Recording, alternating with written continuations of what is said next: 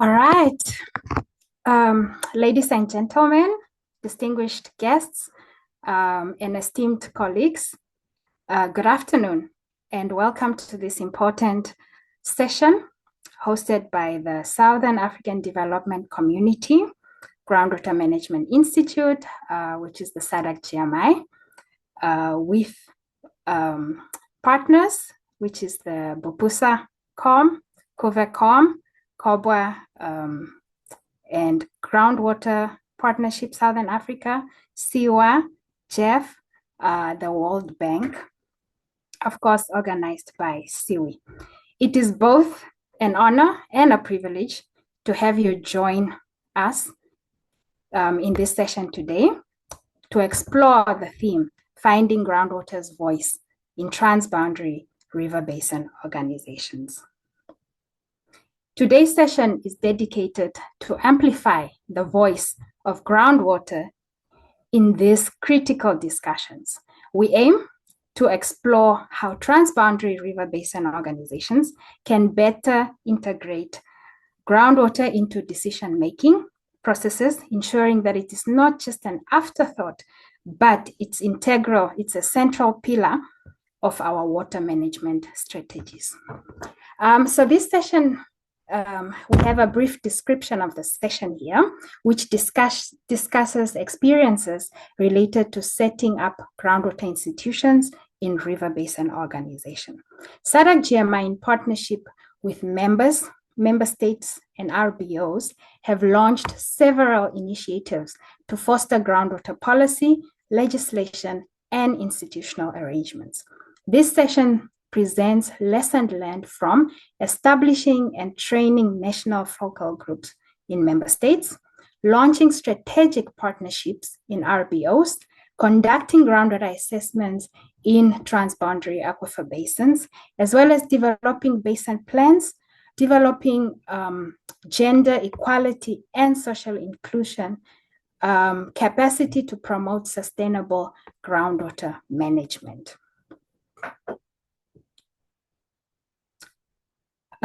So this is the outline of our session today. The first item on the agenda will be the welcome and introduction, which will be done by myself.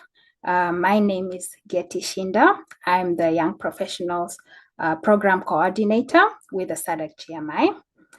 Second on the item is the SADC-GMI roadmap in inculcating transboundary aquifer governance in River Basin Organizations, which will be presented by James Saramba, who is the Executive Director at SADC-GMI.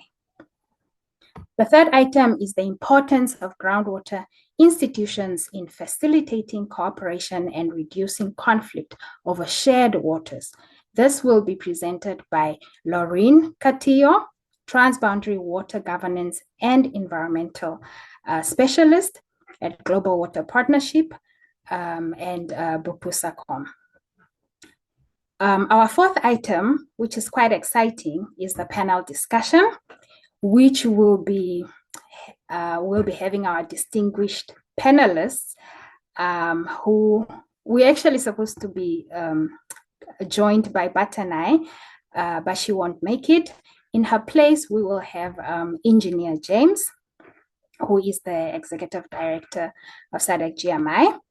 And we will have Kevin Peterson, who is the Business Development Consultant at SADC-GMI. And our last panelist, last but not least, of course, is Anders Jagerskog, Program Manager, Cooperation in International Waters in Africa, SIWA, and the Trust Fund Transboundary Waters Focal Point for the World Bank. And the fifth item will be Q&A, where we ask our attendees to write the questions in the chat, specifically mentioning the name of the person you are dedicating the question to. And we will then read the questions from the chat, and our panelists will provide you with the answers.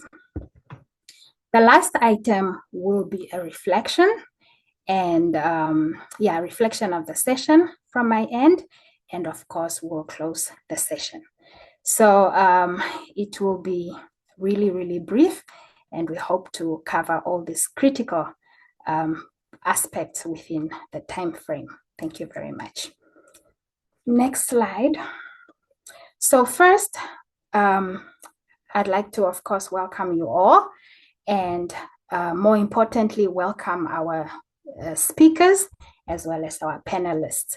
Without wasting time, I'd like to hand over to James Saramba, who is the Executive Director of SADC-GMI. The floor is yours. Thank you, Getty. Let me follow the protocols and acknowledge everyone who has come to be a part of this special session from SADC-GMI. I have 10 minutes. So within 10 minutes, I have a slide show that is probably much more than that. I will try and highlight the takeaways from each one of the slides that I will project. Next slide. So my topic will be on inculcating transboundary aquifer governance in SADC, and then our experiences. From each slide, I'll pick what I would like you to take home. You can focus on the other written text, but this slide is about the integrated approach to creating an enabling environment for the conjunctive governance and management of both surface and groundwater. From the context that you see, River Basin Organizations coexisting with transboundary aquifers, drought cutting across borders, and groundwater-dependent ecosystems needing an integrated approach. Next slide. In the next slide, we are showing some 10 years of concerted efforts within our region as SADC to try and elevate the importance of groundwater and its governance. And this is a demonstration of our resolute commitment to integrate groundwater into River Basin Organizations as well as other institutions in our region. Next slide. And this, as you will probably note, is funded by our partners, which include SIWA and Jeff through the World Bank. In this slide, we are highlighting the need to have a dedicated institution that evolves over time.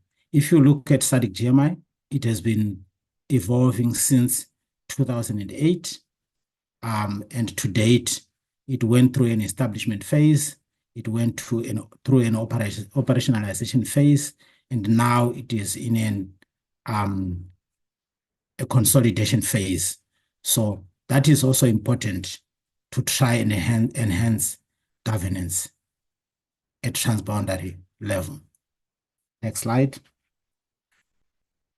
We're also talking here about an integrated way in which groundwater has to be fitted or to fit within the institutional framework, not only at national, but at transboundary as well as at regional level. The idea is that having pillarized approaches to groundwater and having pillarized policy approaches does not ensure that transboundary governance of groundwater is actually promoted at the same level as surface water. So this is our SADC experience. You see SADC-GMI there in green. It is actually well woven into the regional institutional frameworks, and it starts all the way from the ground up to the continental level. So this is an important perspective that enhances the transboundary governance of groundwater resources, and we are actually in this phase. Next slide. In the next slide, we are showing how it is important to have a niche in addressing issues of transboundary governance of groundwater. A niche with a clear mandate to advocate, to create an enabling environment, to provide solutions, to promote impact-oriented solutions for training, leading and promoting multi-sectoral approaches, as well as supporting infrastructure development. So it has to be a niche approach, not just an approach where you are just shooting in the dark. It must be targeted. Next slide. Within SADC, we are saying TBA governance must be founded on informed joint planning and decision-making. This diagram here shows you the need to do assessments, the need to cooperate, and the need to jointly govern the resource. So if it is going to work, this trilateral scenario has to prevail. Otherwise, transboundary governance becomes a pipeline dream. Next slide. We have a deliberate effort to ensure that TBA governance is enhanced through a three-pillar approach. One, ensuring that effective vertical and horizontal coordination is done.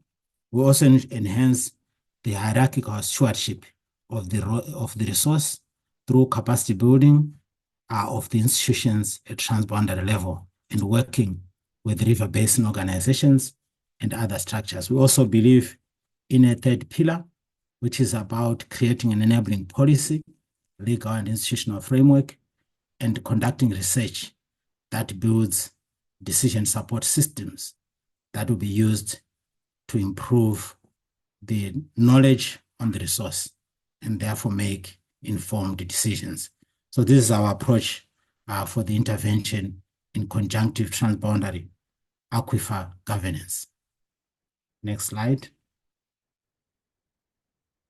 In this slide, we are trying to break it down. Sometimes it's very difficult to think what exactly do we need to do. Here we are breaking it down into very simple I's: integration, investment, information, institutions, infrastructure, inclusivity, and innovation.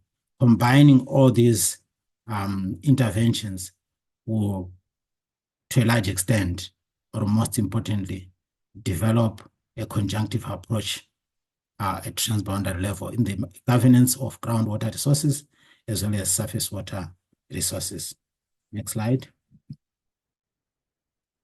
We also believe in the hierarchical policy approach, which looks at the region providing the apex policy, legal, and institutional framework, which is cascaded into the countries.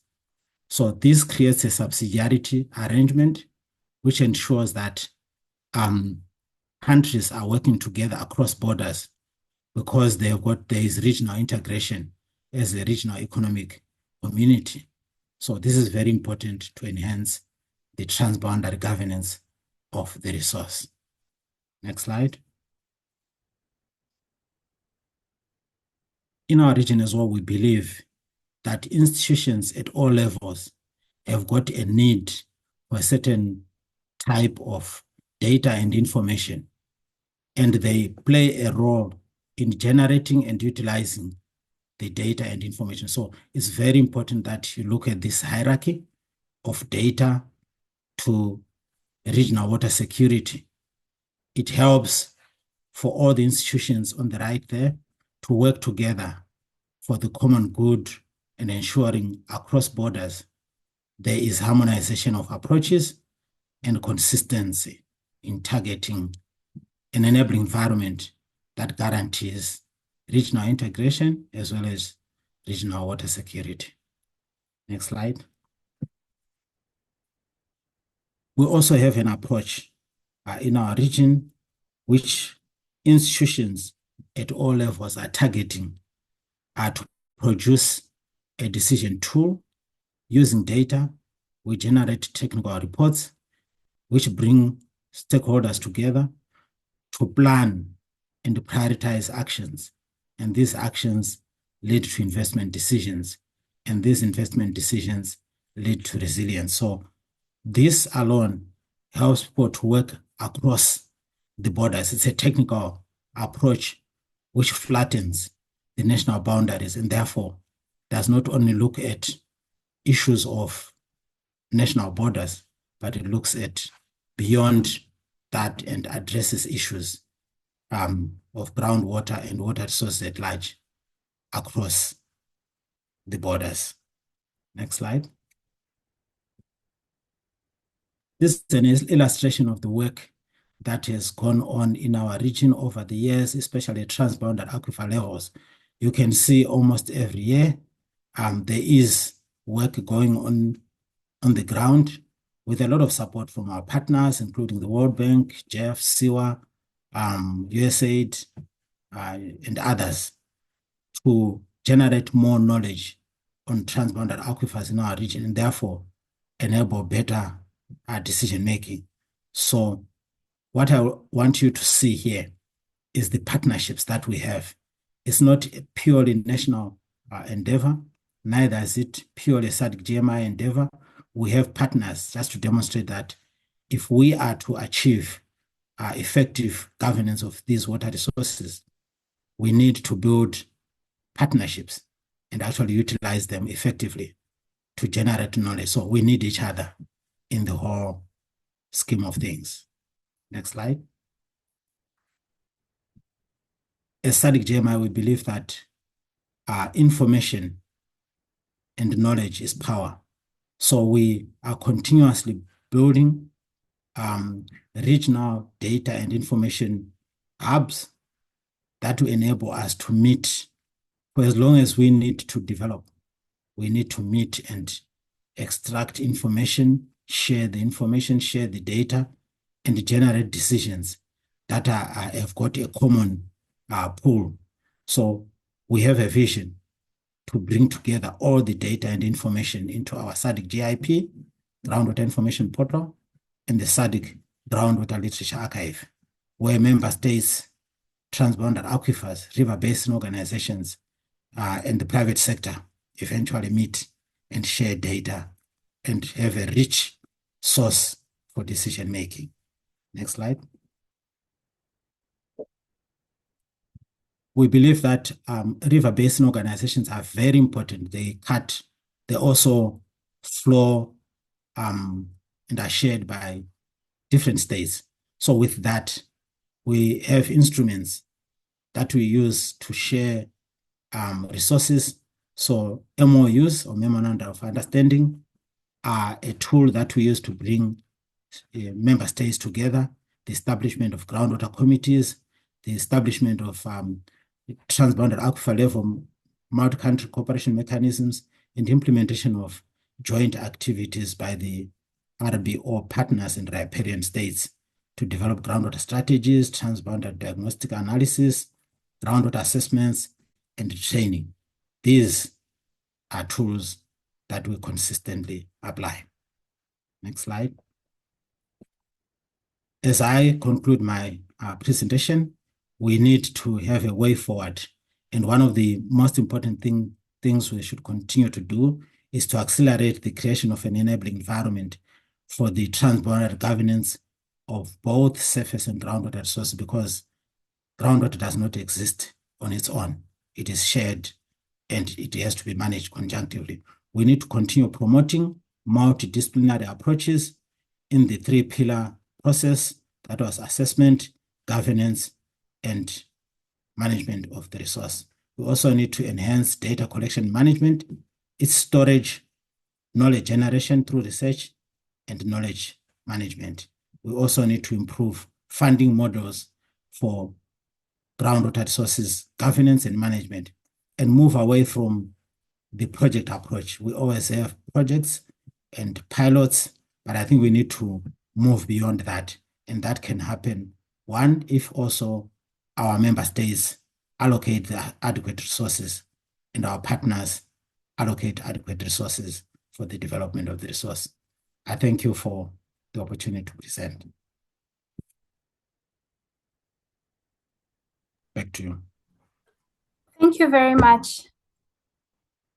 Thank you very much, Engineer James, for your presentation that really speaks about inculcating the zeal for transboundary governance, particularly in River Basin Organizations, emphasizing on partnership for effective governance. Thank you very much, James. Without wasting any time, I'd like to introduce our next speaker, Laureen Castillo, who will be presenting on the importance of groundwater institutions in facilitating cooperation and reducing conflict over shared waters. I'm handing over to you, Laureen. Thank you. Thank you, and good afternoon, everyone, and happy to be contributing to this discussion. So my presentation will basically just build up on what has been presented by Engineer Sauramba, or what is coming from a groundwater management institution. And I'll reflect on how the operations have been reducing conflict. Next slide, please.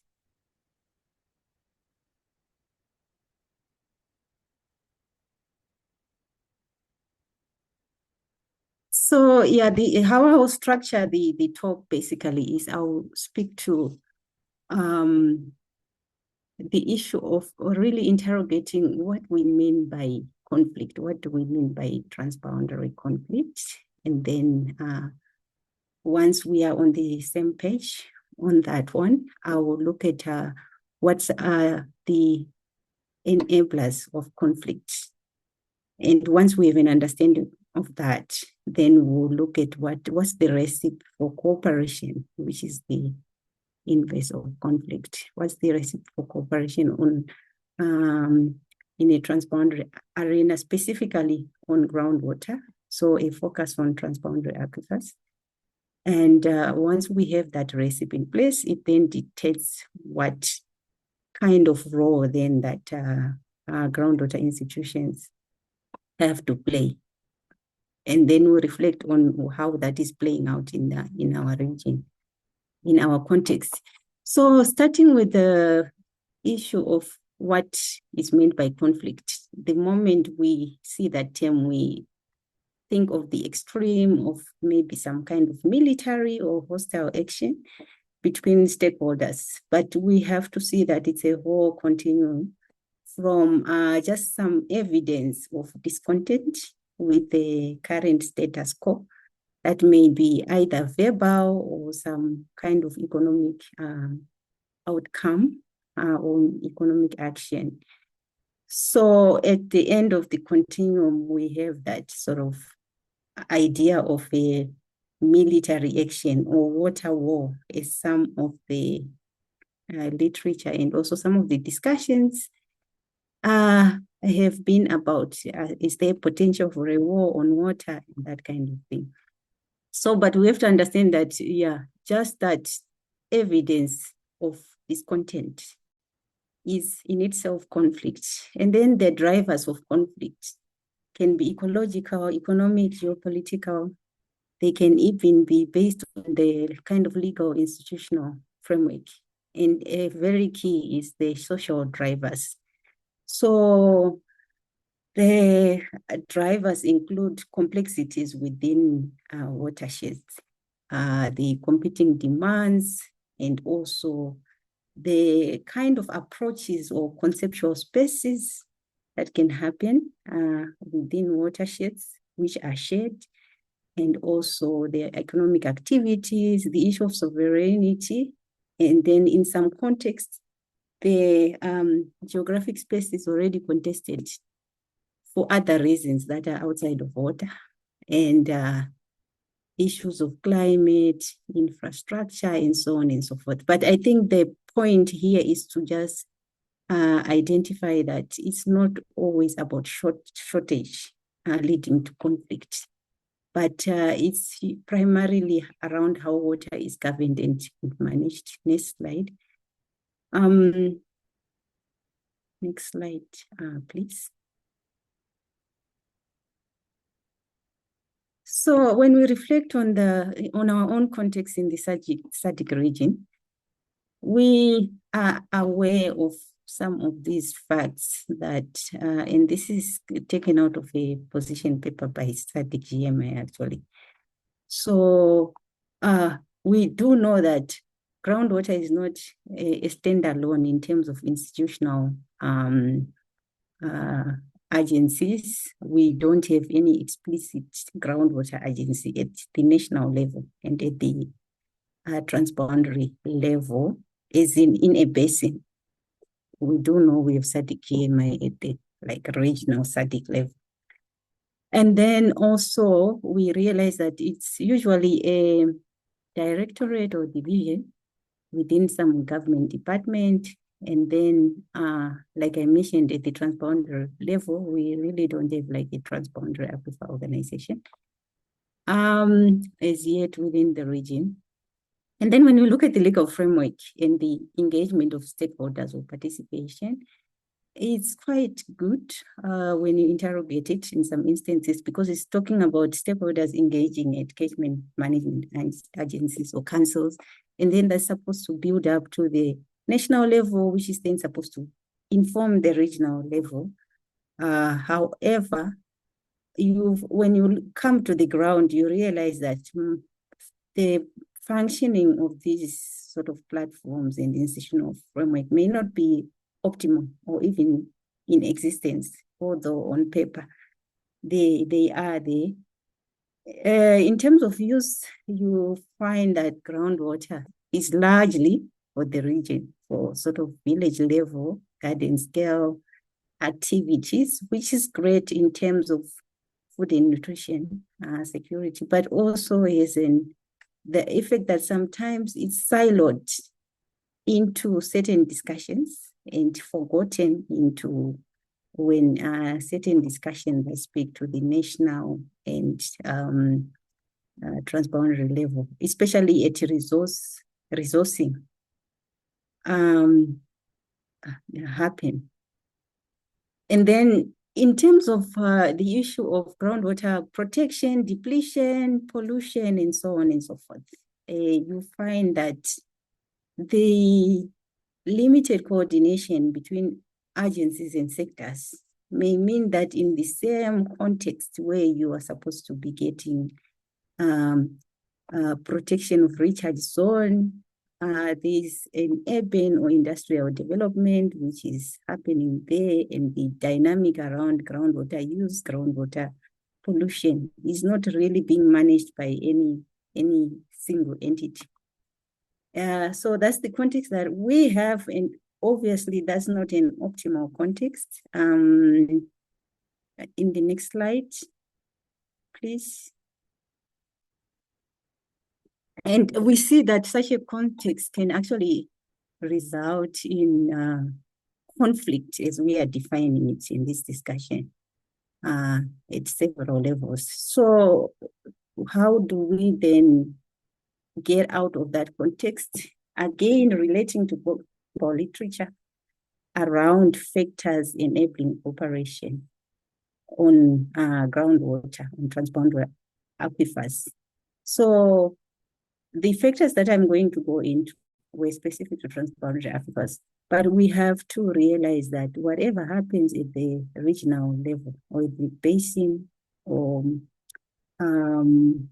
transboundary level is fed by what is happening at the national level and the kind of capacity that we find at the national level, sort of aggregating to the transboundary level.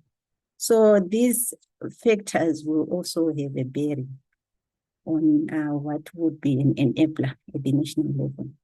So how are we defining this enabler? Simply put, it's the recipe for cooperation at transboundary level. So what they found, they did in the paper that is referenced here, which you can see the details of if you get the presentation, it's in the presentation notes. They looked at globally at what different scenarios, different case studies, and they distilled these factors. So for groundwater, they are saying basically you need some kind of enabling, and you need to have some kind of legal mechanism that you can develop or enhance.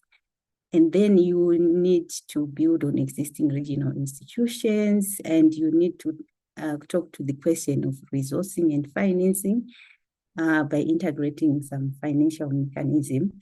And then you also need to have an eye on the issue of capacity development and capitalizing on the context of transboundary cooperation that is already existing. And then also the question of managing what you don't know. You also need to have a focus on scientific research. And the issue of political will always plays in, that needs to be fostered. And then some kind of independent third parties should be encouraged to participate in the dialogue and the discussion in order to help with the cooperation effort. So this what was found from a variety of case studies from the global stage. The next slide.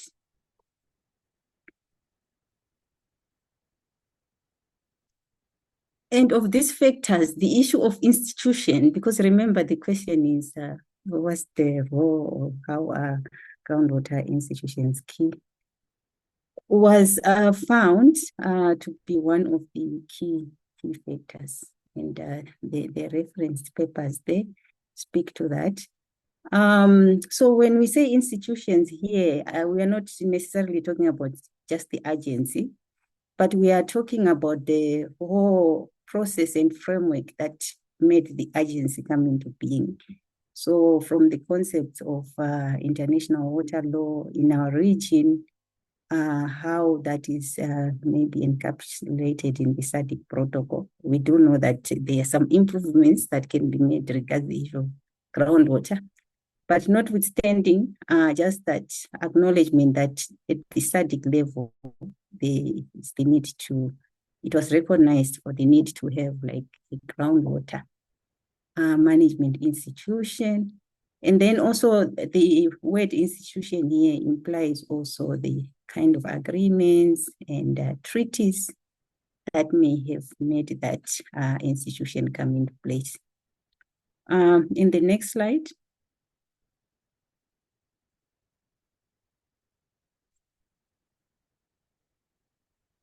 So with our example here of the SADC region, we do know that at the basin level, we have our River Basin Organizations.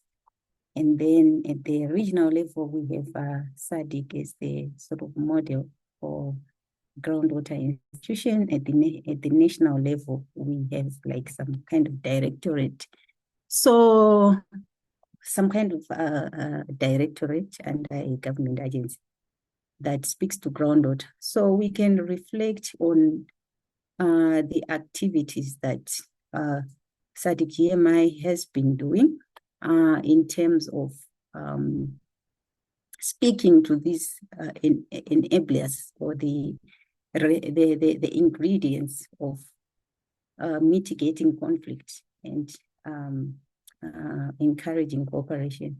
So I won't speak to specifics because of time. And also, I think we can just reflect on what was presented by Engineer Sauram. But we do know that SADC-GMI has been instrumental in supporting River Basin Organizations to build capacity on groundwater due to the setting up of committees of groundwater who are then trained, and then some kind of resource mobilization effort then happens around activities on transboundary groundwater. And we do know about the establishment of multi-country mechanisms for transboundary aquifer level. That has already been elaborated at length. We do know that the groundwater strategy, the building of the sort of SADC regional spatial groundwater database, the development of transboundary diagnostics on groundwater to have a shared understanding by the riparian member states of the groundwater resource in terms of spatial extent and also yield and so on and so forth, and the assessments and training and so on and so forth. And this usually happens in a context of some legal framework, which is basically what puts the River Basin Organization is in existence. So the point of this slide is really to just by this illustration show the role that SADC-GMI has been making in sort of fostering or pushing the agenda for those enablers or those ingredients of cooperation and mitigating the context for conflict. In the next slide.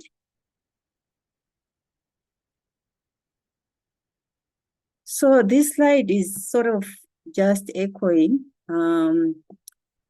what I have said earlier, which is to say that if we want to avoid conflict, we have to understand what are the sort of drivers or the enablers.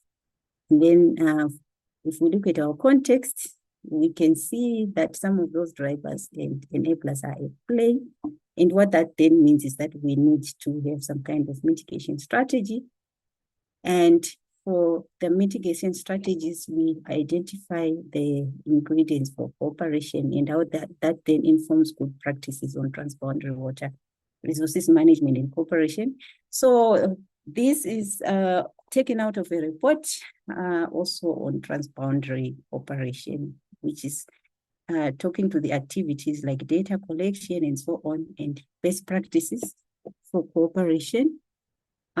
So generating scientific research and also the organizational aspect, the institutional aspect, and then the aspect of joint activities. Excuse me, Laureen, sorry to disturb you, but I'd like you to kindly conclude as time is up. Thank you very much. Okay, thank you. So I'll just skip this slide and then move to the final, I hope it's the final slide, which is just highlighting some of what SADC-GMI has been supporting in the Buzi, Pungwe, and Sabe basins, where, to start with, there was not much happening with regards to groundwater. So SADC-GMI came in to characterize the hydrogeology and also to inform environmental flows assessments and boundary diagnostics, and to actually support the development of concept notes on resource mobilization, and to strengthen the River Basin Organization in terms of developing terms of reference for standing working groups or technical committees on groundwater in order to answer some of the questions that are being asked and to foster cooperation. So I think with that example and also with the points earlier I've made a case for why for how groundwater institutions actually help to mitigate potential conflicts by supporting transboundary cooperation. Thanks. Back to you, Chair. Thank you very much, Laureen, for your presentation. It's good to know that institutions, in terms of agreements and treaties, very, very critical as an enabler for cooperation.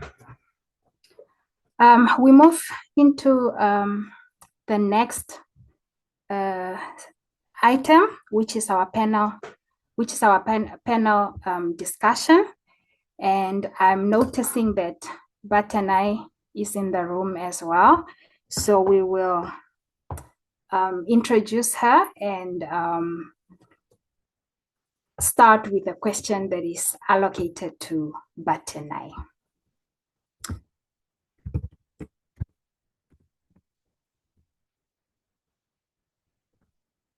Batanai, welcome to the session. Batanai is an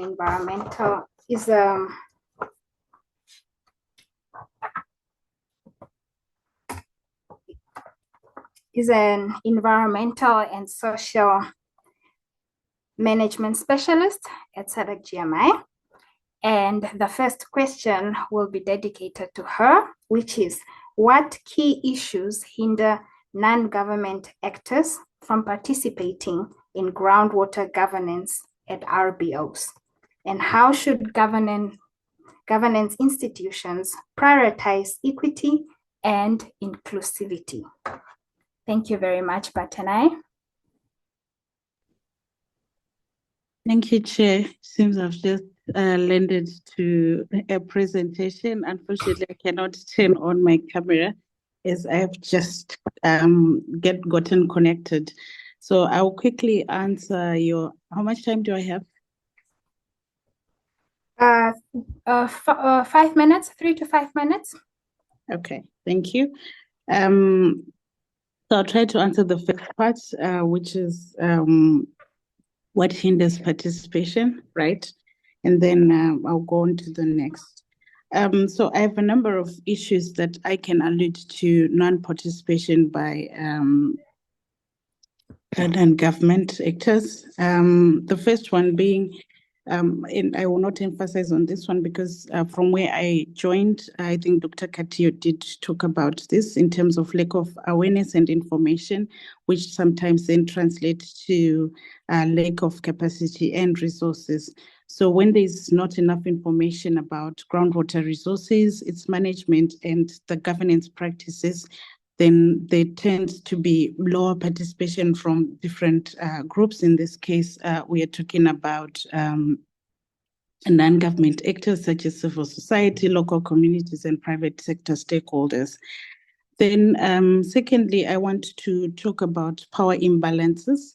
So you'll find that there's always a dynamics of power in any relationship, in any kind of relationships, and government departments and other bigger organizations, as it were, tend to have their interests more prominent, and then in the end, the smaller, in quotes, organizations tend to be marginalized. Their voices are not heard, and then that also then hinders their participation. Then I want to speak about bureaucratic barriers. So you find that in the way that we govern and manage our resources as we work with governments and other maybe RBO organizations, we have complex regulatory frameworks which tend to be bureaucratic. So in the end, that also discourages participation from other sectors of stakeholders who generally don't experience that kind of red tape or bureaucracy as we work. Then you will find also another barrier can be groundwater in participation can be political sensitivity. So it can be politically charged, especially if the resource happens to occur in a contested region. And as such, non-state actors being characteristically non-partisan, they then tend to shy away from participation. Then maybe the last one I would want to talk about would be insufficient legal recognition. Sometimes these groups are not recognized. So because they are not recognized, their voices are not heard, and their participation is not taken seriously. And so they tend to shy away from their participation. I'll end there. And the second part, sorry. Yes, go ahead with the second part, yes. Please repeat that for me. I don't have it. How should a governance institution prioritize equity and inclusivity? Okay, so in that case, having given what I've talked about, the first thing would be to develop the capacity of the groups that we think are not equally represented or are not adequately represented. So if we have groups, for example, women, for example, community-based organizations, or marginalized groups like persons with disabilities. So we need to build their capacity by giving them information, by giving them data about our issues in terms of groundwater and how they can participate in groundwater management, development, and governance. And when we do that, we empower them to actually be able to speak on what concerns them. A lot of the times we think that they don't have much to add, but it's because we don't consider them. Then another thing that I would propose is that in as much as we do our, researches, we could actually tap on the resource of the local communities where we do our researches, because that's where they are domiciled anyway. So citizen science is one of the things that I think that if we actually embrace and take into consideration, you'll find that we have more participation from those marginalized groups, as it were. But also we need to be guided by a certain framework. And it's one of the things that the region has been trying to do in terms of strategies for actually gender mainstreaming or gender integration. So once we have strategies, we can have a framework that we say we work with as a region. And I'm proud to say that the region is actually doing a lot in terms of prioritizing equity, but there's more that we can do. And lastly, maybe what I can add is that since we have a kind of like an enabling environment and we know what we want to do, the ball is in the court of the institutions ourselves who are running, who are promoting groundwater, sustainable groundwater management or development of that resource or its governance. So if as the resources in those institutions, we also embrace it ourselves, we embrace equity, then we will see that whatever we design as projects will start with the inclusion of every other stakeholder. Then, of course, it translates into a greater stakeholder engagement. We cannot prioritize the stakeholders that we don't know about. So the first thing is to actually know who the stakeholders are. Then we prioritize them, and then we give the different importance in terms of the interest that they have. I guess I can end there. Thank you. All right, thank you. Thank you very much, Batanai.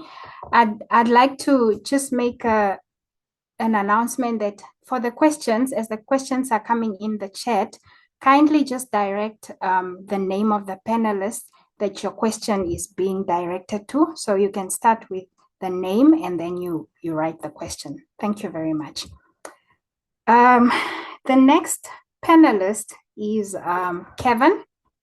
And Kevin, the question that is being directed to you on our panel discussion today is, how important is science-based and institutional pluralism in groundwater governance? Short answer is very important. We believe that comprehensive governance of groundwater resources is essential to prevent the threat to groundwater resources, but also providing services to our people. However, we operate in a very complex, sometimes messy world where political dimensions add layers to which we struggle to comprehend and respond. So the analysis of groundwater governance often relies on formal regimes and the implementation issues, but does not often consider social rules and their functioning. However, these factors frequently heavily influence success or failure of groundwater governance. So we must shift from a resource-centric approach to a social ecological system approach to avoid our conventional tendency of separating groundwater resources from their social environmental context. So the social ecological system approach offers opportunities for more tailored and orchestrated polycentric governance solutions that under appropriate conditions can provide more democratic, sustainable, and resilient outcomes. So rather than providing blanket solutions or imposing a hegemonic discourse, it is essential to understand the variation in responses by different local institutions that may converge on the same action. So it's important to recognize that there are different institutions, whether it sits in civil society or in public or in private sector sectors. We need to kind of utilize those type of synergies to build the responses to the very many developmental needs that our communities or our people have. One, the lack of scientific and technical knowledge about specific transboundary or national actors that Lorraine also alluded to is one of the significant challenges proper groundwater governance. Groundwater users need to understand the hydrology of their surrounding environment better. But herein lies the rub, that we see this as an activity to remain in the professional fraternity and overly focus on the research aspects rather than the social ecological problems, to which Batanai also alluded to the importance of these type of dynamic and aspects. So as stakeholders require more and more accountability from practitioners themselves and politicians alike. There are opportunities for science-based decision-making to improve program scale what works and redirect funds away from consistently ineffective programs. Thank you. I will leave it there. Betty? Thank you very much, Kevin. Your closing actually moves into the next question that I have ready for our next panelist, Anders, which is institutionalizing groundwater management and transboundary aquifer cooperation within Lake and River Basin Organization has long been on the agenda. How has CWAM been working on advancing improved links between surface and groundwater? Okay, thank you very much, Jati, and thanks for inviting CWAM and the World Bank to take part. So let me just pinpoint a few things. I see we're running towards the end of the event. I think what we've done in CWAM, but also at the global level of the World Bank, we did a stock taking a couple of years back, looking at our support to transboundary water management globally, including Africa. And we saw that one of the things that we need to do more of is specifically transboundary groundwater management. So that speaks for global, it speaks for Africa as well. On the Africa continent, we have supported, and you heard from James earlier, we were very proud supporter of SADC-GMI. That's one of the big programs that we're supporting to move towards more focus on transboundary groundwater, and also the link as it were, between transboundary surface water, RBOs, and the issue of transboundary groundwater. And James elaborated very nicely on that. So that's one way we are doing it. In the West Africa context, we've been supporting OMVG and OMVS, both the surface river organizations, RBOs, to work on the Senegal-Mauritania aquifer basin, the so-called SMAB basin, coming at a request of the countries to the World Bank and others. And here we're working with partners such as UNECE, Geneva Water Hub, and others, to move towards a situation where the countries sharing the Senegal-Mauritania aquifer basin can work together more closely. And that's in progress. There is progress on that. OMVG and OMVS are the leaders of this. So that's a concrete example of where we're starting to support, and there will be more support coming from SIVA and from the World Bank to this particular aspect of having them work more together. So those are two examples. The third example is the Horn of Africa Groundwater Management Initiative.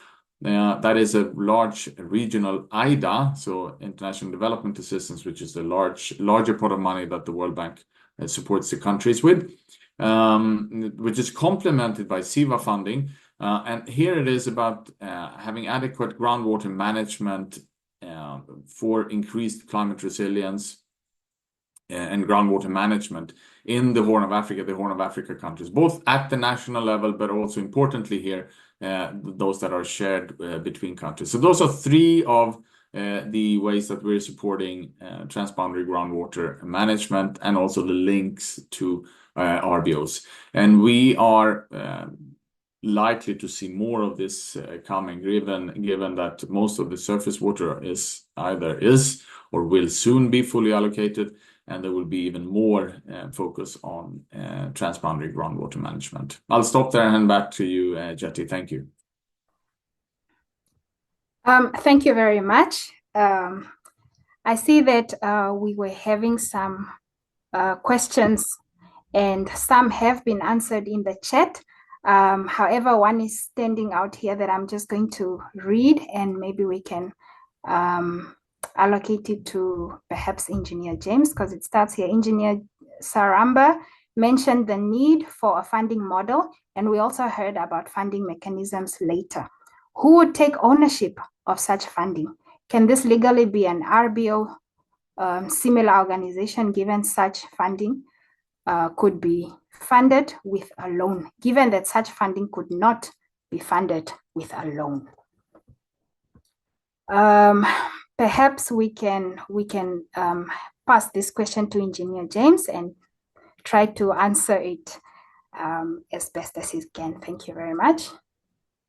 Thank you, Getty. Thank you for the question.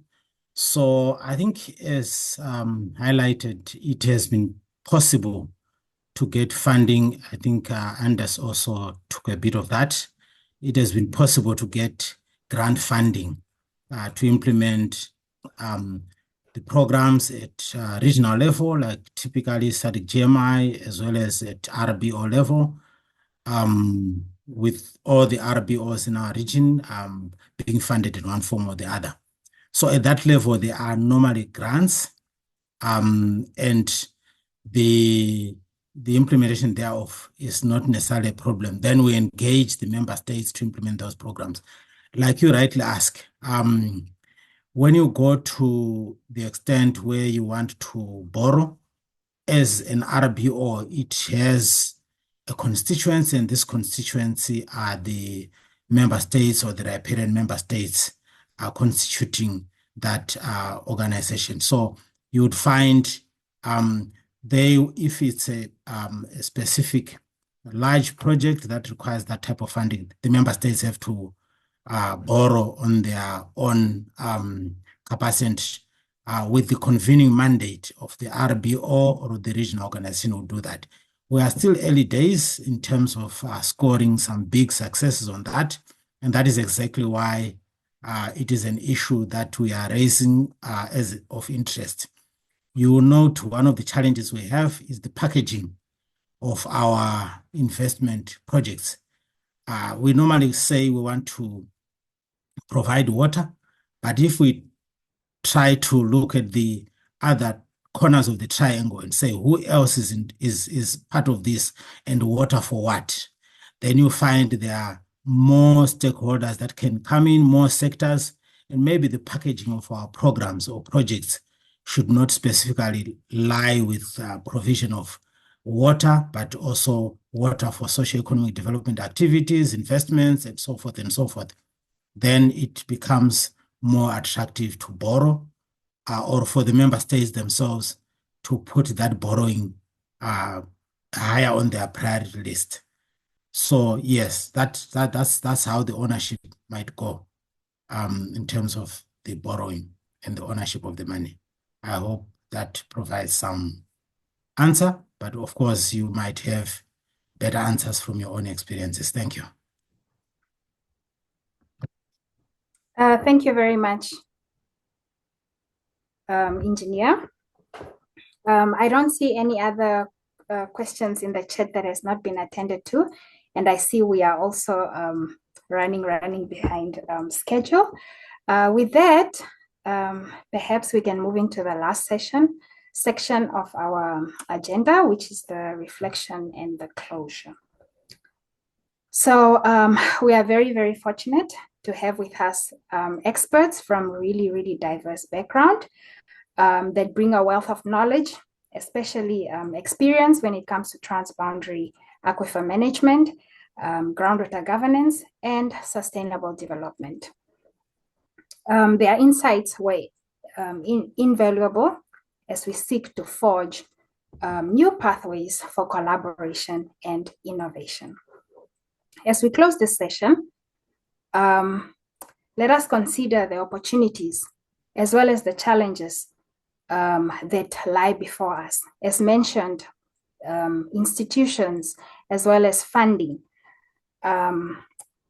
models, and how we can meet these challenges.